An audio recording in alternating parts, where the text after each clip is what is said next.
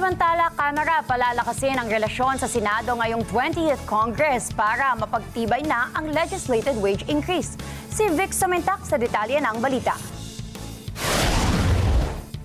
Isusulong ng Kamara ang malakas na koordinasyon sa Senado upang tumaas ang tsansa na mapagtibay na ang legislated wage hike bill ngayong 20th Congress. Sinabi ni House of Representatives spokesperson Attorney Princess Abante na magsisilbing strong starting point ang nangyari sa 19th Congress na nakarating na sa Bicameral Conference Committee ang legislated wage hike bill, subalit kinapos ng panahon kaya hindi nagkasundo ang Kamara at Senado.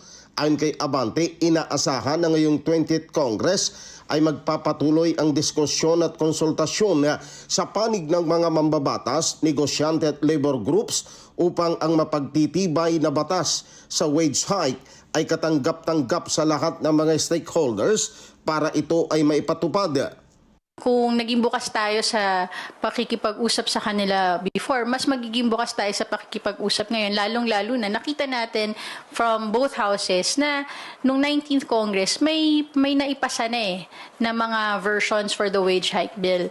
Mas palalakasin natin ang relasyon ng both houses para masiguro yung mga ganitong klaseng mga measures ay mas mataas ang tsansa na mapasa ng both houses para maging batas at maimplementa. Sa unang araw pa lamang ng 20th Congress ay dumagsana ang mga baguhang kongresista na naghain ng panukalang batas na may kinalaman sa wage hike. Ganon din ang para sa kapakanan at proteksyon ng mga manggagawa at maliliit na negosyante.